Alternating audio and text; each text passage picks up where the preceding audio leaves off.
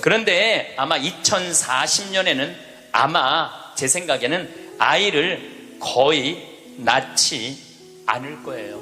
2040년이 되면은 아이들을 안 낳아요. 왜 아이들을 안 낳느냐면 지금 대한민국의 애들 고통스러워요, 안 고통스러워요?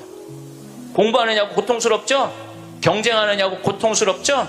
그러니까 애들을 세계에서 가장 애를 안 놓는 나라에 이유가 있는 거예요. 애들이 고통스러우니까 너무너무 고통을 겪으니까, 또 지금 애를 안 낳는 30대 40대들은 자기네들이 그렇게 고생을 했으니까 내 자식이 이 세상에 태어나갖고 그 경쟁 속에 애를 키우고 싶지 않은 거예요. 그래서 애를 안 낳는 거예요. 2030년 40년. 그러니까 지금 여러분들은 자식이라도 낳고 자식한테 투자라도 하지만은 2030년 40년 되면 아예 자식을 안 낳을 거라는 얘기예요. 지금 대한민국은 저출산 때문에 이 민족이요, 애를 안 낳으면 민족이 사라지게 돼 있어요. 그러니까 이 대한민국의 존재 자체가 걸려 있는 거예요. 이게 정말 보통 심각한 문제가 아니에요. 그러니까 애를 많이 낳는 유일한 방법은 국가에서 대학까지 등록금을 대주는 거예요. 국가에서 대학까지. 아니 근데 이게 불가능한 얘기가 아니고 유럽은 대학까지 다 국가에서 등록금을 내줘요. 심지어는 박사기까지 내주는 나라들도 있어요. 국가가 책임지면은, 여러분들 국가가 등록금 다 대주면은 여러분들은 훨씬 짐이 가볍죠. 그리고 노후 대책도 준비할 수 있고 국가가 다 대주니까. 또 애를 많이 낳게 하려면은 국가가 뭐도 해야 되느냐면은 할머니 할아버지들한테 연금도 다 보줘야 돼. 연금도 지금 20만 원 40만 원 주잖아요. 그거 80만 원 90만 원까지 올려야 돼. 80만 원 90만 원까지 올릴 수 있어요. 여기 그러니까 내가 답답하다는 거예요. 그걸 어떻게 주느냐고. 우리나라 경제 규모에 있는 나라들은 다 80만 원 90만 원 줘요. 지금 다른 나라들은 80만 원 90만 원 다 줘요. 누구한테 돈 뺏어서? 기업하는 사람들한테, 돈 많은 사람들한테 뺏어서 국민들한테 주는 거예요. 그래야지 국가가 살아나는 거예요. 얼마 전에 하와이에서 우리 할머니들 25분이 평창으로 1박 2일 피정으로 왔어요. 피정하고 그 다음에 어디로 가? 제주도로 가서 전주로 갔다가 서울 가서 다시 하와이로 간대요. 그러면은 그 할머니들이 그렇게 비행기 값 내고 그렇게 뭐 일주일, 2주일 한국에 여행 오는 이유가 뭐냐면, 하와이는 다른 미국보다, 하와이하고 알래스카는 연금을 많이 줘요. 거의 90만 원, 100만 원, 뭐 110만 원까지 준다고 그러는 것 같아요, 하와이는.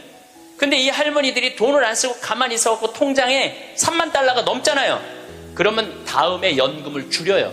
이 할머니는 돈이 필요 없나 보다. 그래갖고 연금을 줄여. 그러니까 이 할머니들은 돈이 나오면 그거 모아갖고 다 써야 돼. 근데 미국에 간 우리나라 하와이 할머니들도 이제 똑똑해갖고, 그런 할머니들도 있지만 자식들한테 돈 안 줘요. 그거 다 써갖고 다 써. 그러니까 한국도 출산율을 높이는 방법은 뭐냐 하면은 애들 등록금 다 대주고, 그 다음에 할머니들 할아버지들 연금 다 대주면은, 아니 애 낳으면 국가에서 등록금 대주고 그 다음에 늙으면 국가에서 용돈 주는데 애를 안 낳을 이유가 뭐가 있어? 이번 강의의 주제는 변화의 도전이라는 주제로 강의를 하도록 하겠습니다. 지난 1000년의 발전 속도는 지난 100년의 발전 속도하고 똑같고, 지난 100년의 발전 속도는 지난 10년의 발전 속도하고 똑같고, 또 지난 10년의 발전 속도는 지난 1년의 발전 속도하고 똑같다고 그래요. 또 지난 1년의 발전 속도는 지난 3개월의 발전 속도하고 똑같다고 그래요. 그럼 과거의 1000년 동안의 변화가 지금 3개월 만에 일어나는 거죠.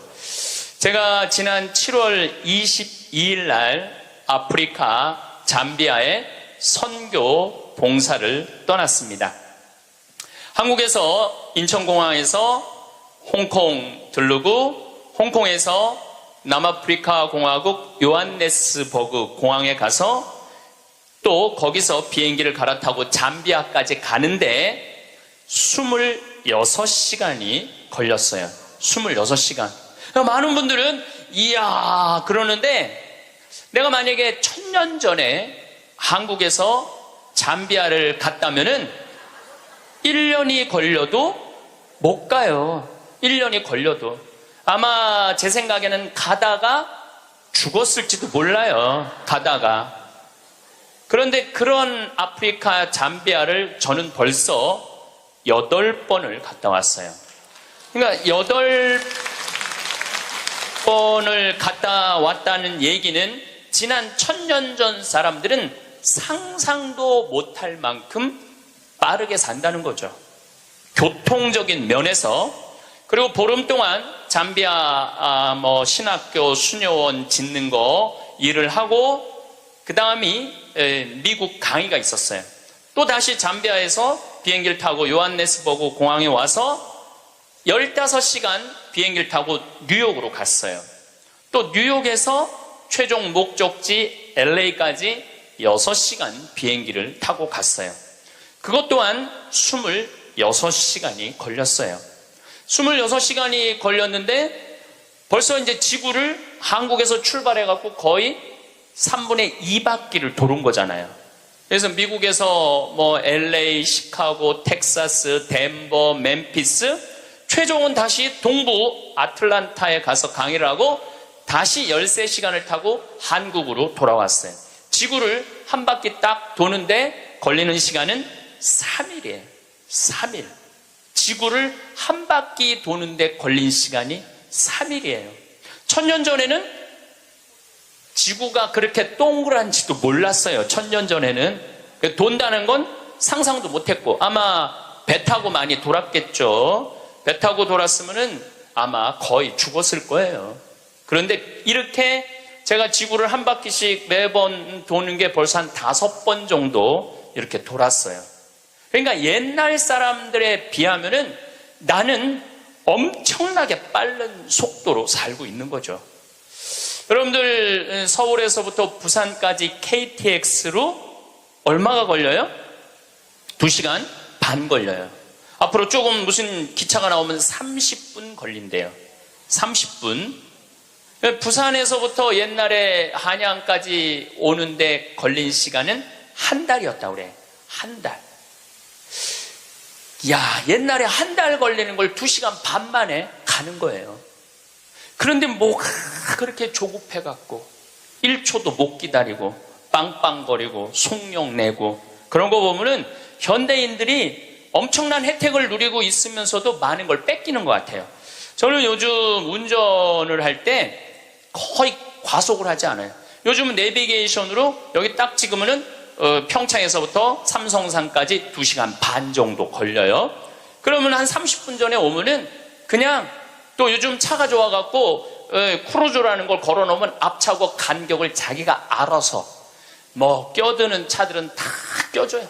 추월하겠다는 차는 다 추월하고. 근데 예전에는 나도 급하게 다닐 때는 운전이 스트레스가 많았어요. 근데 껴줄 거 다 껴주고 양보할 거 다 양보하고 그냥 앞차 따라오니까 운전이 그렇게 편안하더라고요. 여러분들도 너무 급하게 살지 마세요. 급하게 안 살아도 옛날 사람들보다는 제가 보기엔 1000배 빨리 살고 있는 거예요. 급할 게 하나도 없더라고요. 근데 교통보다 더 무서운 변화가 있어요. 교통보다. 통신이에요. 통신. 1960년대는 여러분들 집에 무슨 전화기가 있었죠? 돌리는 다이얼 전화기가 있었죠? 네. 1970년대 후반, 80년대 막 초에 들어서서는 뭐가 있냐면 누르는 전화기가 나왔어요.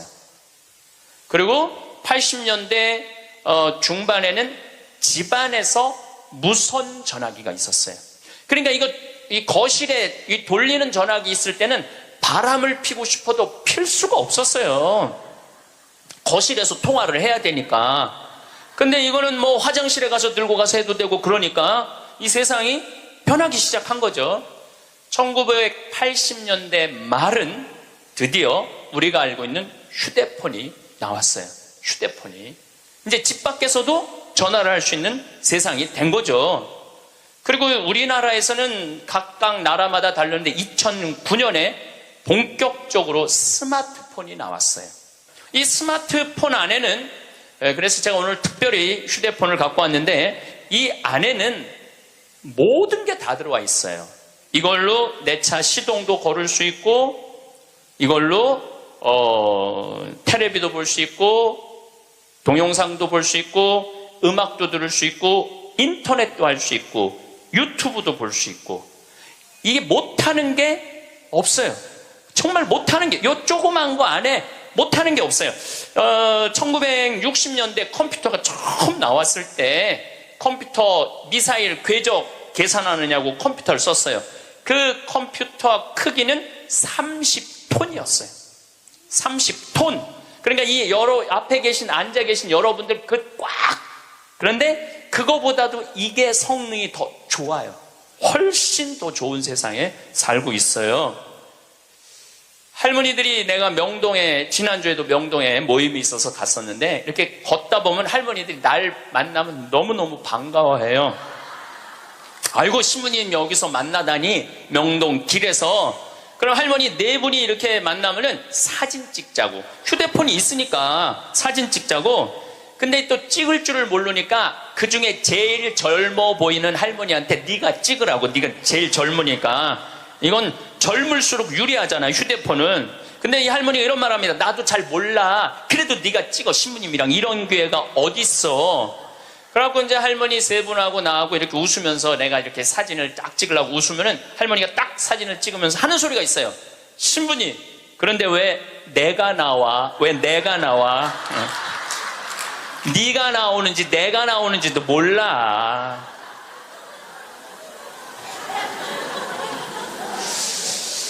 요즘 애들은 태어나면서부터 어떻게 태어나는 줄 아세요?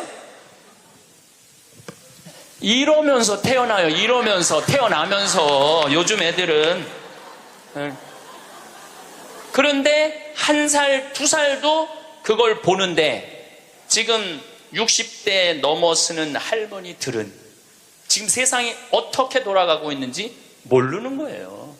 1990년대는 세계 10대 기업 중에 일본이 8개를 차지했어요. 근데 2010년에는 세계 10대 기업 중에 일본은 하나도 없어요. 하나도. 지금은 구글, 애플, 페이스북, 아마존. 근데 여기 계신 분들 중에 구글이라는 거가 있는데 그게 뭐 딱 알지를 못해. 근데 구글하고 페이스북, 아마존은 텔레비전에 선전을 안 해요. 그리고 구글은 물건을 팔지 않아요. 인터넷으로만 파는데 이 기업의 가치는 700조예요. 700조. 그래갖고 이 요즘 오로지 이 휴대폰 컴퓨터가 시장이 얼마냐면 4,300조예요. 4,300조. 상상도 못할 만큼 크죠. 제가 산호세에 있는 구글 본사에를 갔었어요. 정말로 기가 막히더라고요. 왜냐하면 모든 복도에 먹을 걸 다 놔둬요. 직원들을 위해서. 그리고 거기서 자기가 중간에 뭐 일하다가 수영하고 싶으면 요만한데 물 이렇게 내려와갖고 수영도 하고 모든 식당의 밥을 다 먹을 수 있어. 근데 걔네들은 물건을 팔지 않아요. 그런데도 어마어마한 돈을 벌어요. 그게 뭐 때문이냐면 컴퓨터, 휴대폰 때문에 그래요. 세상은 너무나 많이 변하고 있죠. 제가 논문을 쓸 때 타자기로 논문을 썼어요. 근데 딱 신부가 되니까 286 컴퓨터, 386 컴퓨터, 486 컴퓨터, 586 컴퓨터, 메가 컴퓨터, 기가 컴퓨터가 나왔어요. 그때는 막 이만한 건데 요즘은 요만한 컴퓨터로 나와요. 제가 왜 이런 말씀을 드리느냐 하면 50살 이상부터는 컴퓨터에 대해서 깜깜해요. 휴대폰에 대해서 깜깜해요. 세상은 컴퓨터, 휴대폰 세상으로 살아가고 있는데 여기 계신 분들은 깜깜이로 살아가는 거야. 깜깜이로 살아가는 거예요. 그런데 문제는 뭐 그런 거 있어도 무슨 문제야. 그냥 살면 되지. 그런데 깜깜한 상태로서 몇 년을 살아야 되느냐 하면은 50년을 더 살아야 돼요. 깜깜한 상태에서 50년을. 우리 생태마을에 오늘도 이제 피정객들이 들어와 계신데 저녁에 프로그램이 제 강의 말고도 7시부터 8시까지는 별 이야기를 해요. 우주에 관련된. 우리가 이제 생태마을이잖아요. 우주에 관련된. 근데 너무너무 좋아해요, 사람들이. 그 이야기를. 그 하는 선생님이 그 공부를 많이 하셨어요. 그래갖고 캐나다에서 오신 분들이 그 별 얘기를 듣고 우리 캐나다 토론토에도 와서 강의해달라고 그럴 정도로. 그래서 그 선생님이 신부님 덕분에 내가 캐나다 가서 강의하게 생겼다고. 그리고 8시부터는 이번에 7월 1일 날 주교님께서 우리 생태마을에 많은 피정객들이 오니까 시카고 대학에서 상담 심리 박사학위를 딴 신부님을 보내주셨어요. 이 신부님은 8시부터 9시까지 무슨 프로그램을 하느냐면 별별 이야기를 해요. 별별 이야기를 다 해보자 이거야. 별별 이야기를. 그래서 이제 뭐 마음이 답답한 분들이 원두막에 모닥불 펴놓고 이야기를, 원래는 1시간 하는데 대개 2시간에서 2시간 반 한대요. 근데 할머니 한 분이 별별 이야기를 하는데 이 할머니 하는 말이 그 신부님한테, 신부님, 나는 일생 남 피해 준 적도 없고 죄 진 적도 없고 신앙생활 열심히 했다는 거예요. 난 정말 부끄럽지 않게 살았는데 며느리가 어느 날 갑자기 자기를 보더니 야인년아 그러더래요. 야인년아, 야인년아. 내가 무슨 죄를 졌다고 며느리한테 그 소리를 들어야 되느냐고. 나는 억울해 죽겠다고 1시간 반을 하소연을 하더래요. 내가 그 얘기를 듣고 우리 상담 소장 신부님한테 그랬어요. 그 할머니가 정말로 모르는 게 하나 있다. 그 할머니가 정말로 잘못한 거는 안 죽고 오래 사는 게 잘못한 거다. 그 할머니의 잘못은 안 죽은 거다. 안 죽은 거. 옛날에는 집안에 그 장수하는 어르신이 있으면 집안의 가문의 자랑이었어요. 근데 참 재미난 설문조사가 있었어요. 명문대학교에, 요 근처에 있는 명문대학교 학생들한테, 명문대학 학생들한테 물어봤어요. 10년 전에 부모님이 몇 살까지 살기를 원하느냐고. 근데 10년 전에 명문대학 학생들이 답을 했는데 65세. 부모님이 65세까지 살았으면 좋겠다는 거예요. 근데 또 5년 후에 또 조사를 해봤어. 똑같은 신입생들한테 부모님들이 몇 년 더 살았으면 좋겠느냐고. 그랬더니 5년 전에는 63세로 줄어들었어요. 부모님이 63세까지 살았으면 좋겠다는 거예요. 근데 얼마 전에 또 똑같은 설문조사를 신입생들한테 했더니 몇 살까지 살았으면 좋겠냐고 그랬더니 60살까지 살았으면 좋겠다는 거예요. 다시 말해서 여기 계신 여러분들은 다 죽어야 돼. 애들의 바람이라면은 다 죽어야 돼. 그런데 부모님 생각하고 자식 생각하고는 너무너무 다른 거예요. 부모님은 손자도 보고 싶고 증손자도 보고 싶고, 그런데 자식들은 다 키웠고 할 일 다 했으니까 죽어라 이거예요. 죽어라. 제가 왜 비행기 얘기도 하고 휴대폰 얘기도 했느냐 하면 세상은 너무나 많이 변하고 있어요. 그런데 누가 세상의 변화를 못 읽느냐 하면 여기 계신 50대, 60대, 70대 되신 분들이 세상이 어떻게 돌아가는지 모르고 있는 거예요. 그게 큰 문제라는 거예요. 그걸 세상이 돌아가는 걸 알면 대처를 할 텐데 세상 돌아가는 거에 대해서 알지를 못하니까 야인년아 이 소리를 듣는 거예요. 그러니까 여러분들 며느리한테 야인년아라는 소리 안 들으려면 어떻게 하면 좋아? 아니지, 죽으라는 얘기가 아니야. 죽으라는 얘기가 아니라 자식하고 같이 살 생각을 처음부터 하지 말아야죠. 왜 자식하고 같은 집에서 살아요? 그러니까 그런 마음으로 인생을 바라봐야 된다는 거예요. 그런데 아마 2040년에는 아마 제 생각에는 아이를 거의 낳지 않을 거예요. 여러분들, 내가 조금 전에 교도소 아주 굉장히 높은 분을 만나고 왔는데 교도소에 죄수 한 명 1년에 돌보는데 들어가는 돈이 2,500만 원이래. 2,500만 원. 일주일에 한 번씩 고기 80년대부터 나왔대.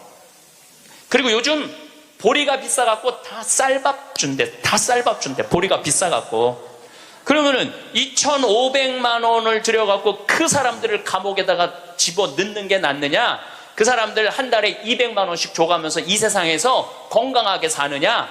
그게 어디가 좋을 것 같아요? 뭐가 좋을 것 같아? 세상에 나와갖고 한 달에 200만 원씩 국가가 줘갖고 쓰는 게 나라 경제에도 도움이 되는 거예요. 우리가 이 자본주의 국가, 민주주의 국가에서 돈을 아낀다고 이게 국가가 돌아가는 게 아니에요. 옛날에 못 먹고 못 살 때는 아껴야지. 근데 지금 대한민국은 돈이 흘러 넘쳐요. 돈이 흘러 넘쳐요. 이거를 골고루 온 국민들한테 다 보내야 돼. 근데 첫 번째 보내는 건 교육비 전액 국가가 부담하는 거예요. 두 번째는 할머니, 할아버지들 국가가 책임지는 거예요. 그러면은 나라는 잘 돌아가게 있어요. 죄도 없어지고 범죄도 없어지고. 학교는 그럼 어떻게 해야 되느냐? 학교 가서는 공부 가르치면 안 돼요.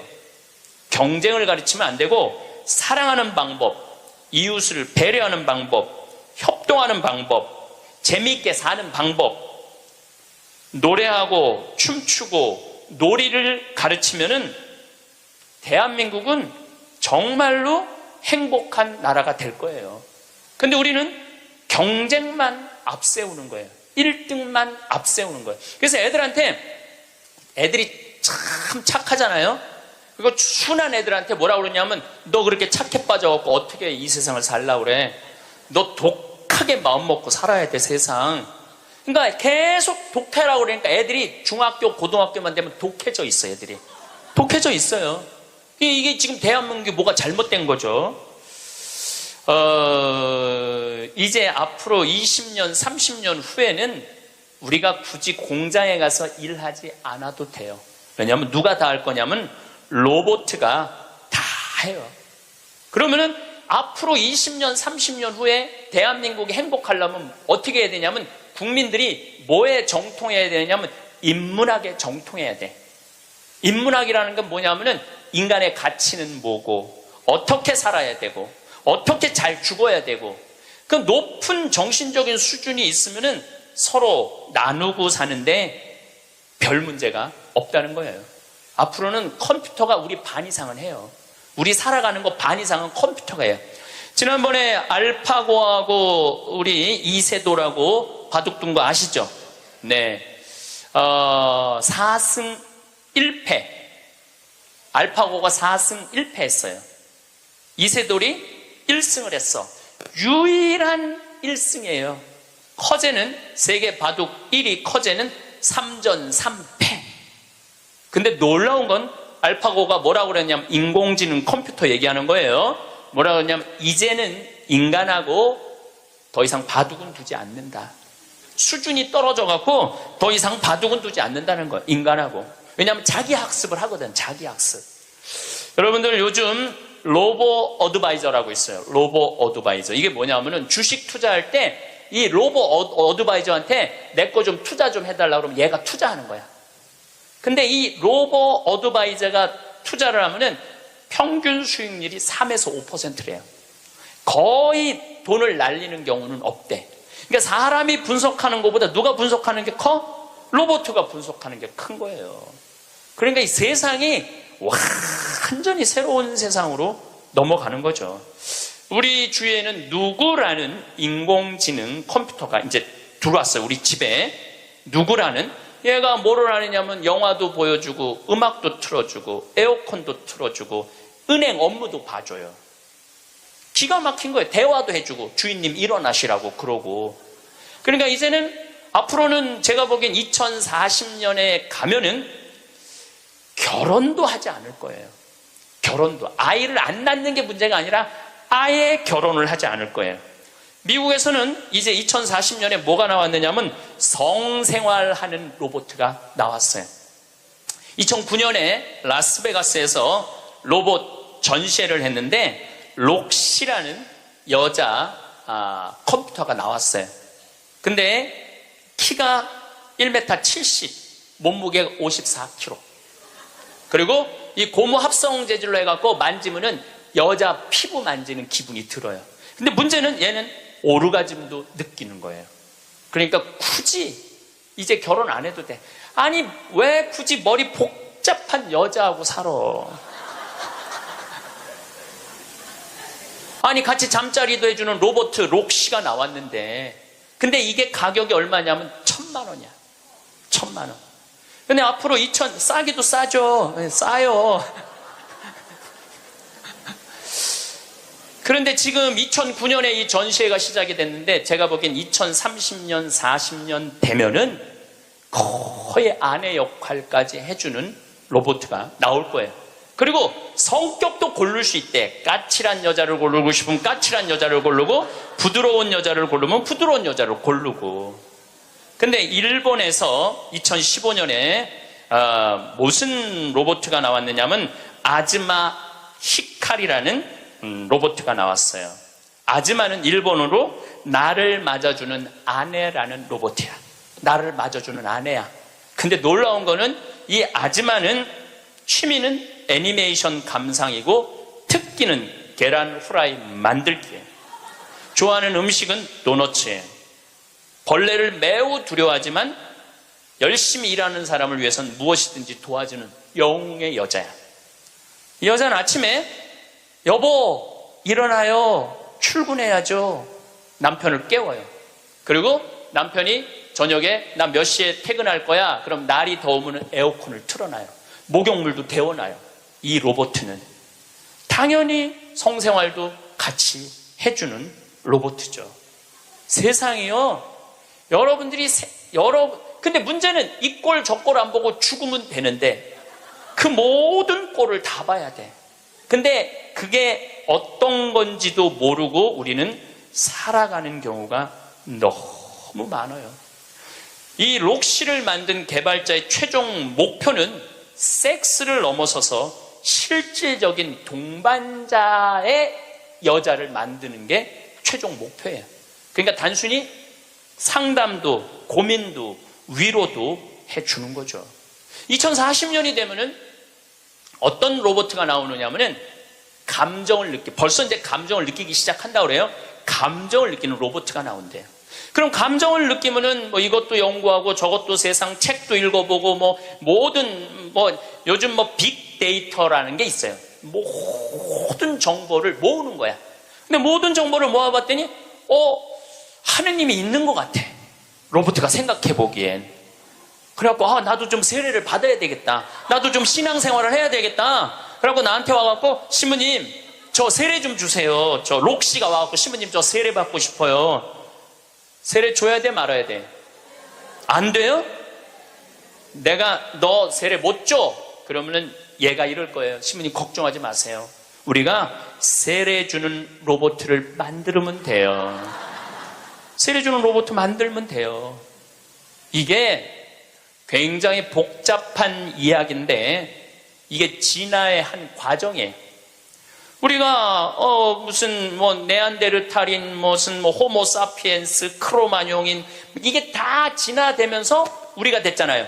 그럼 우리가 또 진화를 해갖고 그런 DNA 조작 인간, 이 DNA 조작 인간도 제가 언제 얘기를 했냐면 1997년부터 얘기했어요. 앞으로는 DNA 조작 인간이 나올 거라고. 3D 컴퓨터 얘기는 많이 들어봤죠? 네, 그 3D 컴퓨터가 자가용도 찍어내고 권총도 찍어내고 다 찍어내요. 근데 뭘 찍어냈느냐면 콩팥을 찍어냈어. 콩팥을 찍어내갖고 콩팥 상한 10대 소년한테 그 콩팥을 집어넣어줬어요. 완전히 바꿔준 거죠. 콩팥을 3D 컴퓨터로. 근데 걔는 지금 거의 20살이 됐는데 레슬링 선수가 돼 있어요. 그 옛날에 장기 바꾼다 막 그랬잖아요. 그게 이제 벌써 우리 앞에 와 있는 거죠. 제가 너무 앞서 나가는 것 같지만 지구를 3일 만에 한 바퀴 도는 세상에 우리가 살고 있어요. 지금은 4차 산업의 시대라고 그래요. 4차 산업의 시대. 1차 산업은 뭐냐면은 증기기관, 와트가 실린더 증기 막 막 보일러 막 끓여갖고 증기가 해갖고 실린더 피스톤 왔다 갔다 해갖고 증기기관. 그래서 증기기관 배, 증기기관 기차 뭐 이런 거 생긴 게 1차 산업이에요. 2차 산업은 에디슨이 전기를 발명했어요. 전기. 그래갖고 지금 이거 다 전기의 혜택 아니에요. 지금 우리가 전기 없으면은 한순간도 못 살 거예요. 여러분들 냉장고, 밥하는 거, 뭐 뭐든지 세탁기 다 뭘로 돌려? 전기로 돌려요. 그런데 1980년대부터 본격적으로 이제는 누구의 시대가 왔느냐면 컴퓨터 시대가 왔어요. 거기에 혁신적인 사람이 벌써 죽었지만 스티브 잡스라는 사람이에요. 이제는 컴퓨터가 이제 끝나갖고 인공지능이 와갖고 이제는 4차 산업의 시대로 접어들고 있어요. 4차 산업. 4차 산업의 시대는 우리 인간하고 DNA 조작 인간하고 그 다음에 인공지능 인간하고 공유하는 세상이 온다는 거예요. 공유하는 세상이. 완전히 새로운 세상이 펼쳐지죠. 그 며칠 전에 우리 동창신부 25주년이라 미사 같이 봉헌을 했어요. 내가 너무너무 사랑하는 동창신부라 분당에 가갖고 근데 또 뭐 같은 신부님이 와갖고 얘기를 하는데 자기가 오스트리아 대사가 자기를 초청해갖고 오스트리아를 갔는데 아주 시골을 갔대요. 근데 할머니 6이서 커피를 이렇게 찻집에서 놓고 토론을 하는데 너무너무 진지하게 토론을 하더래. 근데 뭐 말을 못 알아들으니까 그 대사한테 물어봤대요. 저 지금 무슨 토론하는 거냐고. 할머니 한 분은 철학가의 얘기를 하고 한 할머니는 음악에 대해서 얘기하고 한 할머니는 미술에 대해서 얘기하고 한 할머니는 지금 이 세상에 돌아가는 정치 얘기를 토론을 몇 시간씩 하고 앉아있다는 거예요. 근데 그거는 저는 뭐 유럽을 다닐 때도 그렇고 미국을 다닐 때도 그렇게 할머니 할아버지들이 토론하는 모습을 많이 봐요. 또 자식 손자들한테도 그 깊은 얘기를 해줘요. 근데 대한민국의 할머니들을 이렇게 가만히 생각해 보면은 그렇게 토론을 할 수 있는 할머니들이 얼마나 있을까? 이거 물어보고 싶어요. 이제 그냥 밥 먹고 살고 밥 먹고 사는 세상은 지났어요. 이제 여러분들은 텔레비에서 말하는 인문학은 그 젊은 사람들 게 아니고 배운 사람들 게 아니야. 바로 여기 계신 여러분들 거예요. 그래서 인문학 강의. 근데 사실 여기 오신 분들은 아무 문제가 없어. 강의 들으러 여기 왔잖아요. 이 긴 시간. 뭔가 듣는 여러분들은 정신이 깨죠. 정신이 깨요. 근데 듣지도 않고 변화에 대해서 들여다보지 않는 분들은 참 답답한 거예요. 그 시대는 변하는데 나만 안 변해.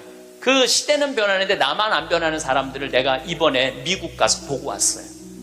미국에 가보니까 70년대 이민 간 분들은 70년대 한국만 생각해.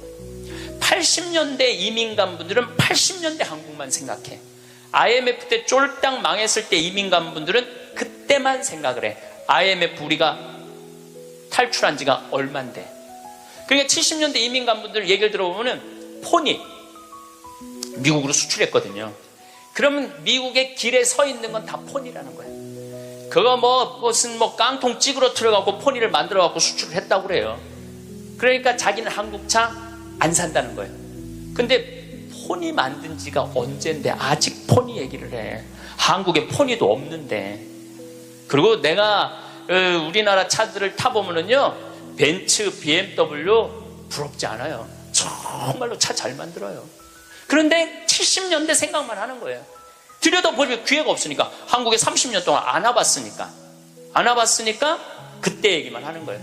또 이번에 시카고 강의를 갔는데 시카고는 눈이 많이 온대요. 근데 이 시카고는 눈이 오면은 눈 떨어지기 전에 제설차가 기다리고 있다가 눈이 떨어지면 다 친대. 내가 강원도 산다니까 강원도는 제설차가 2대밖에 없지만은 우리는 눈 떨어지기 전에 다 친다는 거예요. 그분은 80년대 이민 간 분이에요. 제가 강원도 평창에서 살잖아요. 평창도 요즘 눈 떨어지기 전에 제설차 기다리고 있다가 떨어지기 전에 다 쳐요. 염화칼슘 뿌리고. 제가 12월 달에 매일 강의 나오잖아요. 거기 눈 많이 와요. 그러면은 새벽에 보면 다 눈 치는 소리가 들려요. 그러면은 운전하고 나오는 거예요. 그러니까 모르는 거지. 들여다보질 않았으니까. 그리고 자기가 옳다고 고집 주장을 피는 거죠. 근데 가만히 내가 미국에 이민 가신 분들을 보니까 이분들은 미국 책도 안 읽고 한국 책도 안 읽더라고. 근데 미국에 이민 간 분들이 대개 경력을 보면 서울대 졸업한 분들 많아요. 영어 할 줄 알아야지 가잖아요. 그런데도 변화에 적응하지 않으니까 못 견디더라고요. 사람은요, 끝도 없이 공부를 해야 돼요. 제가 미국에 가서 이 얘기를 꼭 해요. 우리나라는 버스를 타고 가다가 앞에 데모를 해. 그럼 버스에 뭐라고 떠요? 목적지까지 제 시간에 못 갈 것 같다. 여기 내려가고 지하철 몇 호선 여기 있으니까 타고 가면은 될 것 같다. 그런 자막이 떠. 그리고 내가 오는 내 차 기다리는 차가 그거 전부 다 뜨죠? 예. 미국은 상상도 못하는 일이에요. 미국은 나라가 커갖고 그렇게 할 수가 없어. 우리나라처럼 이 IT 기술이 잘 돼 있는 나라는 세계에서도 없어요. 다니면 얼마나 답답한지 몰라요. 다른 나라 다녀보면은. 저는 지금 총 60개 나라를 다녔고 미국을 벌써 뭐 10번도 더 왔다 갔다 하고 전 세계를 돌아다녀 보잖아요. 전 세계를 돌아다녀 보면 한국처럼 시스템이 잘 돼 있는 데가 없어요. 한국처럼. 요즘 이제 동계올림픽 한다고 영동고속도로 고속도로를 다시 깔았거든요. 제가 오늘도 이렇게 나오면서 이거는 고속도로가 아니야. 비단길이야. 얼마나 곱게 깔아놨는지 비단길이에요. 이런 도로를 가진 나라가 그렇게 많지 않아요. 미국도 도로 기가 막히게 잘 깔아요. 걔네들은 정말 상상도 못할 만큼 잘 깔아요. 미국 사람들. 그래도 이 영동고속도로만큼 비단길은 없더라고요. 우리나라가 돈도 많고 참 좋은 나라예요. 한 세대 만에 원조 받는 나라에서 원조 해주는 나라로 바뀌었어요. 이거는 전 세계에서 대한민국밖에 없어요. 지금 코트라 활동 대단해요. 또 제가 뭐 영남대학 무슨 많은 대학을 이렇게 다녀보면은 서울대학도 마찬가지고 무슨 각 대학마다 제3국에 있는 나라 학생들을 데려다가 공부를 시켜요. 그리고 석박사 과정. 그리고 공부만 시키는 게 아니야. 활동비, 생활비, 뭐 전세비 다 줘요. 그래갖고 여기서 공부하고 거기 가면은 집도 한 채 한대요. 그러니까 우리나라가 그렇게 지금 많이 도와주고 있는 나라예요. 원조 받는 나라에서 원조 해주는 나라로 바뀐 대단한 나라예요. 그리고 개발도상국 동남아시아 국가에서 가장 닮고 싶은 나라 1위는 어디냐면 대한민국이에요. 대한민국을 가장 닮고 싶어요. 그러니까 한국어를 그렇게 많이 배우는 거예요. 여기저기서 한국어를 많이 배우는 거예요. 아시아 국가 중에 민주주의도 1위예요. 미국이 민주주의 지수가 19위, 일본이 20위, 우리나라가 21위예요. 나는 내가 보기엔 미국보다 대한민국이 더 민주주의가 좋은 것 같아. 왜냐하면 경찰서에서 술 먹고 난동 부리고 의자 내던지는 나라는 대한민국밖에 없어요. 공무원들도 마찬가지예요. 뭐 공무원들 부패 지수가 높다고 그러지만은 그 높은 사람들이고 요즘 젊은 공무원들 그 어려운 시험 봐서 통과한 공무원들은요. 오늘도 우리 이 직원이 무슨 우리 이제 생태마을 물건 허가 때문에 읍에 들어갔다 왔는데 그렇게 친절하게 설명을 해주고 도와주더라는 거예요. 근데 미국이나 뭐 유럽이나 가보면요 공무원들이요 얼마나 고압적인데요. 기다리라고 그러면 일주일도 기다려야 되고 2주일도 기다려야 돼. 참 좋은 나라에서 살고 있는 거예요, 여러분들. 세계에서 최단 기간 IMF를 극복한 나라는 우리나라밖에 없어. 3년 8개월 만에. 이것도 금 모은 나라. 대단하지 않아요? 한글의 기적, 문맹률이 1.7%밖에 안 돼요. 98%가 글을 읽을 수 있는 나라예요. 정말로 내가 보는 대한민국은 위대하고 대단한 나라야. 그래서 대한민국을 뭐라고 부르느냐면 대단해서 대한민국이라고 그러는 거야. 대단해서 대한민국이라고. 더 놀라운 건 1970년대에서부터 2010년까지 필리핀은 국민소득이 10배 증가했어요. 필리핀이 1970년서부터 2010년까지 40년 만에. 그러니까 1970년대는 필리핀이 우리보다 잘 살았다는 얘기죠. 근데 1970년대부터 2010년까지 필리핀은 10배 늘었는데 대한민국은 몇 배가 국민소득이 늘었느냐면 82배가 늘었어요. 82배. 상상을 초월할 만큼 우리가 돈도 많이 버는 나라예요. 이번 강의의 주제는 변화의 도전이라는 주제로 강의를 하도록 하겠습니다. 지난 1000년의 발전 속도는 지난 100년의 발전 속도하고 똑같고, 지난 100년의 발전 속도는 지난 10년의 발전 속도하고 똑같고, 또 지난 10년의 발전 속도는 지난 1년의 발전 속도하고 똑같다고 그래요. 또 지난 1년의 발전 속도는 지난 3개월의 발전 속도하고 똑같다고 그래요. 그럼 과거의 1000년 동안의 변화가 지금 3개월 만에 일어나는 거죠. 제가 지난 7월 22일 날 아프리카 잠비아에 선교 봉사를 떠났습니다. 한국에서 인천공항에서 홍콩 들르고, 홍콩에서 남아프리카 공화국 요한네스버그 공항에 가서 또 거기서 비행기를 갈아타고 잠비아까지 가는데 26시간이 걸렸어요. 26시간.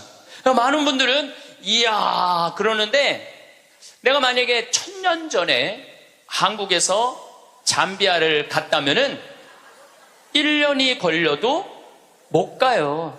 1년이 걸려도. 아마 제 생각에는 가다가 죽었을지도 몰라요. 가다가. 그런데 그런 아프리카 잠비아를 저는 벌써 8번을 갔다 왔어요. 그러니까 8번을 갔다 왔다는 얘기는 지난 1000년 전 사람들은 상상도 못할 만큼 빠르게 산다는 거죠. 교통적인 면에서. 그리고 보름 동안 잠비아 신학교 수녀원 짓는 거 일을 하고, 그 다음이 미국 강의가 있었어요. 또 다시 잠비아에서 비행기를 타고 요한네스버그 공항에 와서 15시간 비행기를 타고 뉴욕으로 갔어요. 또 뉴욕에서 최종 목적지 LA까지 6시간 비행기를 타고 갔어요. 그것 또한 26시간이 걸렸어요. 26시간이 걸렸는데 벌써 이제 지구를 한국에서 출발해갖고 거의 3분의 2바퀴를 도는 거잖아요. 그래서 미국에서 LA, 시카고, 텍사스, 덴버, 멤피스, 최종은 다시 동부 아틀란타에 가서 강의를 하고 다시 13시간을 타고 한국으로 돌아왔어요. 지구를 한 바퀴 딱 도는데 걸리는 시간은 3일이에요. 3일. 지구를 한 바퀴 도는데 걸린 시간이 3일이에요.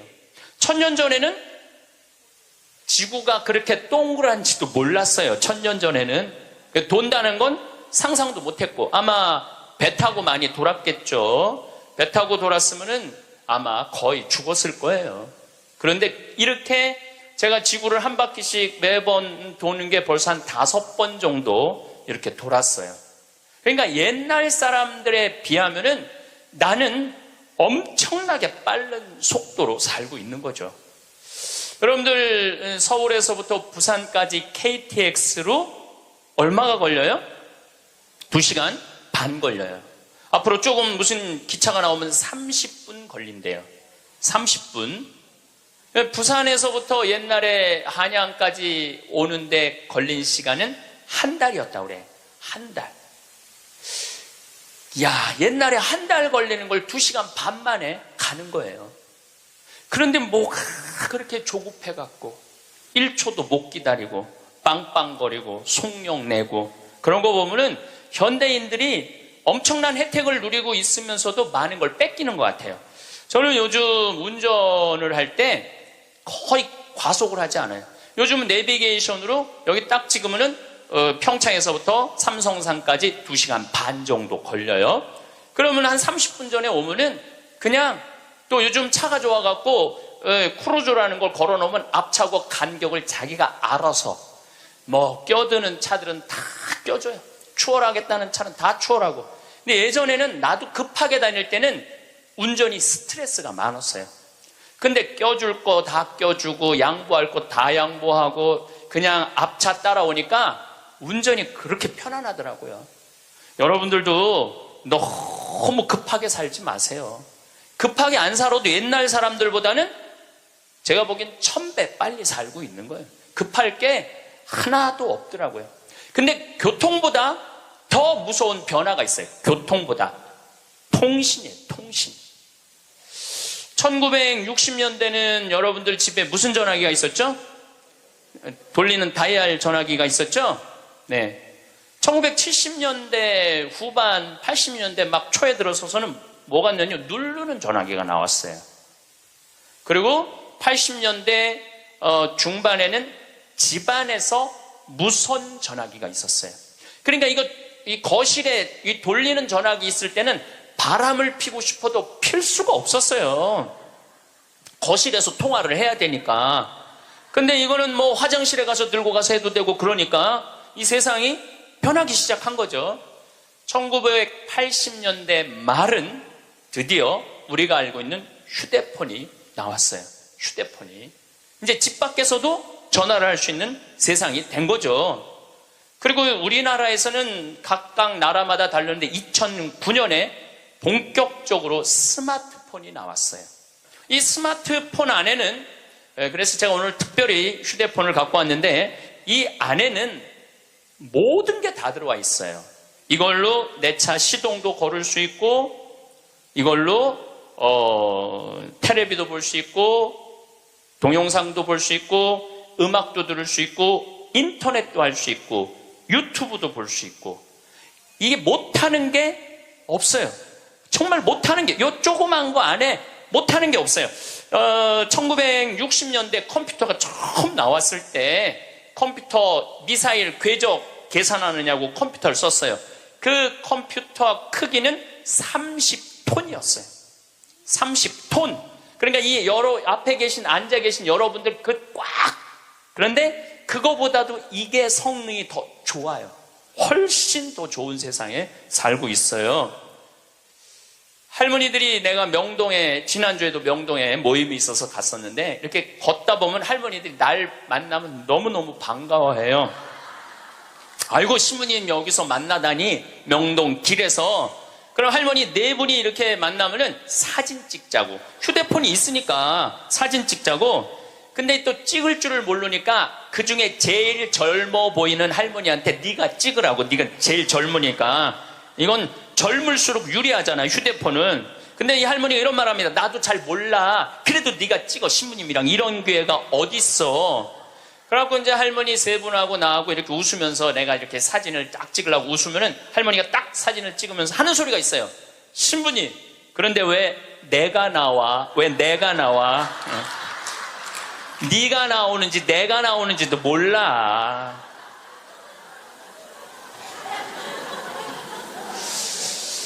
요즘 애들은 태어나면서부터 어떻게 태어나는 줄 아세요?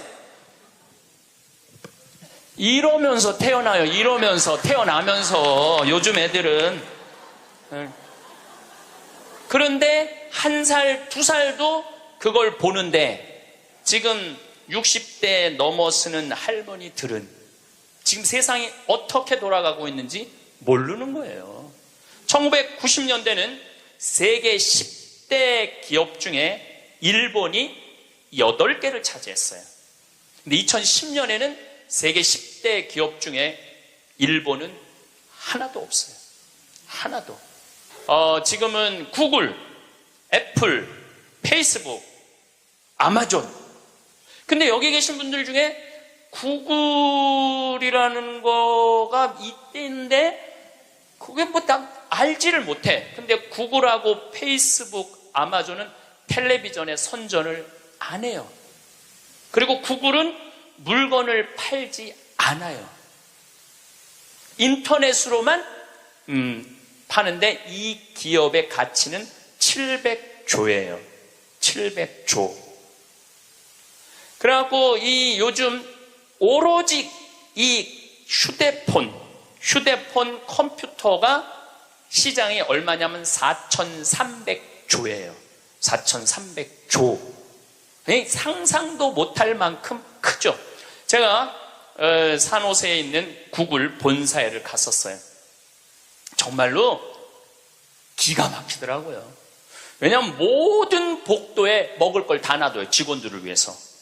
그리고 거기서 자기가 중간에 뭐 일하다가 수영하고 싶으면 요만한데 물 이렇게 내려와갖고 수영도 하고 모든 식당의 밥을 다 먹을 수 있어. 근데 걔네들은 물건을 팔지 않아요.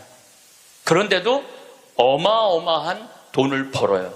그게 뭐 때문이냐면 컴퓨터, 휴대폰 때문에 그래요. 세상은 너무나 많이 변하고 있죠. 제가 논문을 쓸 때 타자기로 논문을 썼어요. 근데 딱 신부가 되니까 286 컴퓨터, 386 컴퓨터, 486 컴퓨터, 586 컴퓨터, 메가 컴퓨터, 기가 컴퓨터가 나왔어요. 그때는 막 이만한 건데 요즘은 요만한 컴퓨터로 나와요. 제가 왜 이런 말씀을 드리느냐 하면 50살 이상부터는 컴퓨터에 대해서 깜깜해요. 휴대폰에 대해서 깜깜해요. 세상은 컴퓨터, 휴대폰 세상으로 살아가고 있는데 여기 계신 분들은 깜깜이로 살아가는 거야. 깜깜이로 살아가는 거예요. 그런데 문제는 뭐 그런 거 있어도 무슨 문제야. 그냥 살면 되지.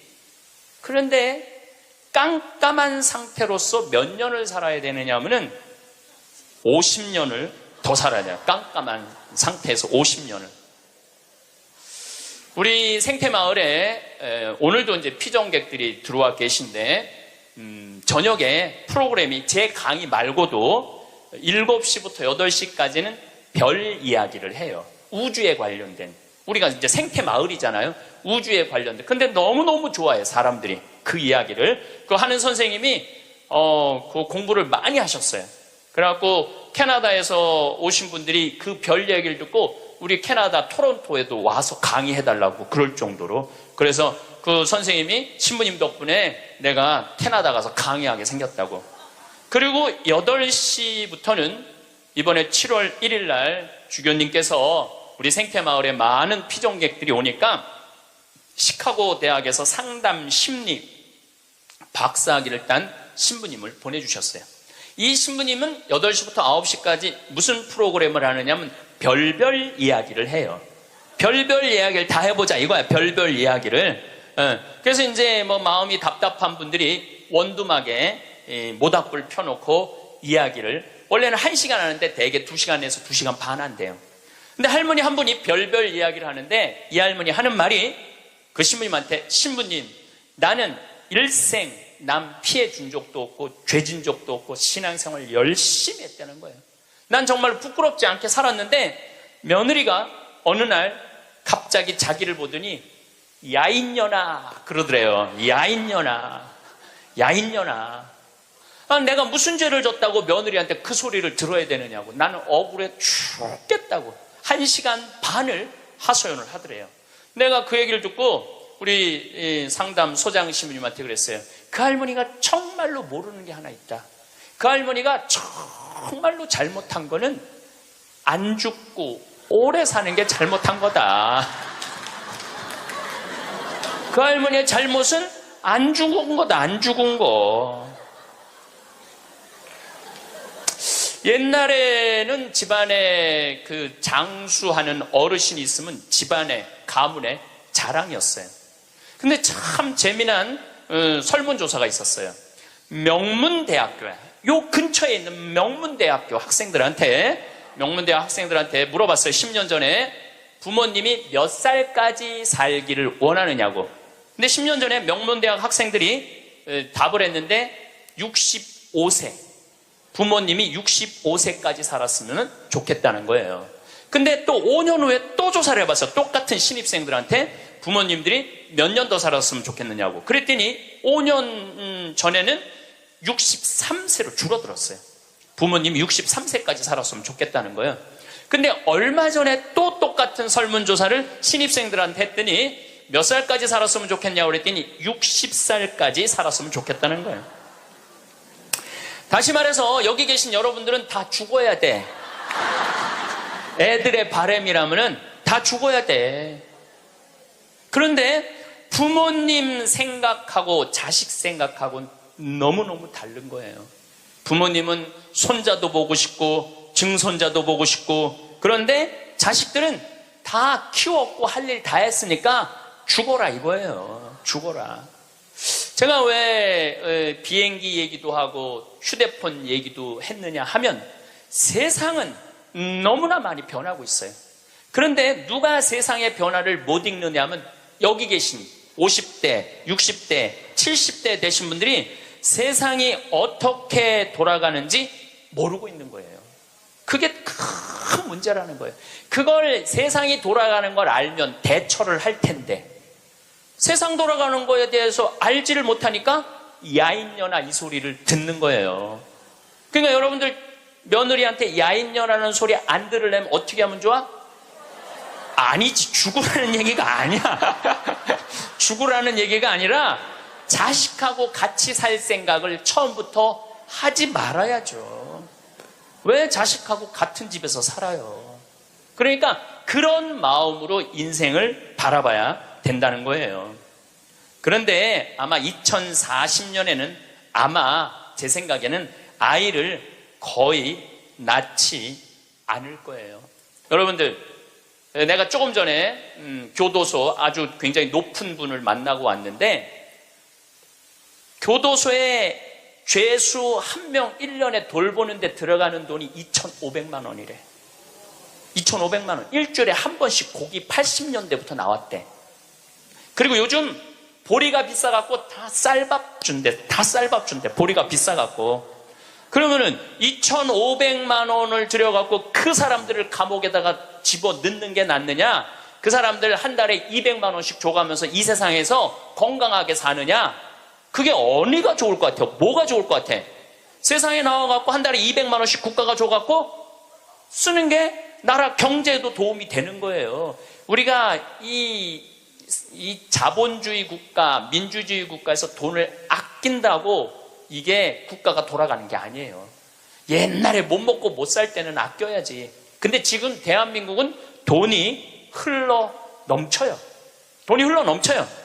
이거를 골고루 온 국민들한테 다 보내야 돼. 근데 첫 번째 보내는 건 교육비 전액 국가가 부담하는 거예요. 두 번째는 할머니, 할아버지들 국가가 책임지는 거예요. 그러면은 나라는 잘 돌아가게 있어요. 죄도 없어지고 범죄도 없어지고. 학교는 그럼 어떻게 해야 되느냐? 학교 가서는 공부 가르치면 안 돼요. 경쟁을 가르치면 안 되고 사랑하는 방법, 이웃을 배려하는 방법, 협동하는 방법, 재미있게 사는 방법, 노래하고 춤추고 놀이를 가르치면은 대한민국은 정말로 행복한 나라가 될 거예요. 근데 우리는 경쟁만 앞세우는 거예요. 1등만 앞세우는 거예요. 그래서 애들이 참 착하잖아요. 그리고 순한 애들한테 뭐라 그러냐면 너 그렇게 착해 빠져갖고 어떻게 이 세상을 살라 그래. 너 독하게 마음 먹고 살아야 돼, 세상. 그러니까 계속 독해라고 그러니까 애들이 중학교, 고등학교만 되면 독해져 있어, 애들이. 독해져 있어요. 이게 지금 대한민국이 뭐가 잘못된 거죠. 이제 앞으로 20년, 30년 후에는 우리가 굳이 공장에 가서 일하지 않아도 돼요. 왜냐하면 누가 다 할 거냐면 로봇가 다 해요. 그러면은 앞으로 20년, 30년 후에 대한민국이 행복하려면 어떻게 해야 되냐면 국민들이 뭐에 정통해야 되냐면 인문학에 정통해야 돼. 인문학이라는 건 뭐냐면은 인간의 가치는 뭐고 어떻게 살아야 되고 어떻게 잘 죽어야 되고 그 높은 정신적인 수준이 있으면은 서로 나누고 사는데 별 문제가 없다는 거예요. 앞으로는 컴퓨터가 우리 반 이상은 해요. 우리 살아가는 거 반 이상은 컴퓨터가 해요. 지난번에 알파고하고 우리 이세돌하고 바둑둔 거 아시죠? 네. 4승 1패. 알파고가 4승 1패 했어요. 이세돌이 1승을 했어. 유일한 1승이에요. 커제는 세계 바둑 1위 커제는 3전 3패. 근데 놀라운 건 알파고가 뭐라고 그랬냐면 인공지능 컴퓨터 얘기하는 거예요. 뭐라고 그랬냐면 이제는 인간하고 더 이상 바둑은 두지 않는다. 수준이 떨어져 갖고 더 이상 바둑은 두지 않는다는 거예요. 인간하고. 왜냐하면 자기 학습을 하거든. 자기 학습. 여러분들 요즘 로보 어드바이저라고 있어요. 로보 어드바이저. 이게 뭐냐면은 주식 투자할 때 이 로보 어드바이저한테 내 거 좀 투자 좀 해달라고 그러면 얘가 투자하는 거야. 근데 이 로보 어드바이저가 투자를 하면은 평균 수익률이 3에서 5%래요. 거의 돈을 날리는 경우는 없대. 그러니까 사람이 분석하는 것보다 누가 분석하는 게 커? 로봇가 분석하는 게 큰 거예요. 그러니까 이 세상이 완전히 새로운 세상으로 넘어가는 거죠. 우리 주위에는 누구라는 인공지능 컴퓨터가 이제 들어왔어요. 우리 집에. 누구라는? 얘가 뭐를 하느냐면 영화도 보여주고 음악도 틀어주고 에어컨도 틀어주고 은행 업무도 봐줘요. 기가 막힌 거예요. 대화도 해주고 주인님 일어나시라고 그러고. 그러니까 이제는 앞으로는 제가 보기엔 2040년에 가면은 결혼도 하지 않을 거예요. 결혼도. 아이를 안 낳는 게 문제가 아니라 아예 결혼을 하지 않을 거예요. 미국에서는 이제 2040년에 뭐가 나왔느냐면 성생활하는 로봇가 나왔어요. 2009년에 라스베가스에서 로봇 전시회를 했는데 록시라는 여자 컴퓨터가 나왔어요. 근데 키가 1m 70, 몸무게 54kg. 그리고 이 고무 합성 재질로 해갖고 만지면은 여자 피부 만지는 기분이 들어요. 근데 문제는 얘는 오르가즘도 느끼는 거예요. 그러니까 굳이 이제 결혼 안 해도 돼. 아니 왜 굳이 머리 복잡한 여자하고 살아? 아니 같이 잠자리도 해주는 로봇 록시가 나왔는데 근데 이게 가격이 얼마냐면 1,000만 원이야. 1,000만 원. 근데 앞으로 싸기도 싸죠. 싸요. 그런데 지금 2009년에 이 전시회가 시작이 됐는데 제가 보기엔 2030년, 40년 되면은 거의 아내 역할까지 해주는 로봇가 나올 거예요. 그리고 성격도 고를 수 있대. 까칠한 여자를 고르고 싶으면 까칠한 여자를 고르고 부드러운 여자를 고르면 부드러운 여자를 고르고. 근데 일본에서 2015년에 무슨 로봇가 나왔느냐면 아즈마 히카리라는 로봇가 나왔어요. 아즈마는 일본어로 나를 맞아주는 아내라는 로봇이야. 나를 맞아주는 아내야. 근데 놀라운 거는 이 아즈마는 취미는 애니메이션 감상이고 특기는 계란 후라이 만들기예요.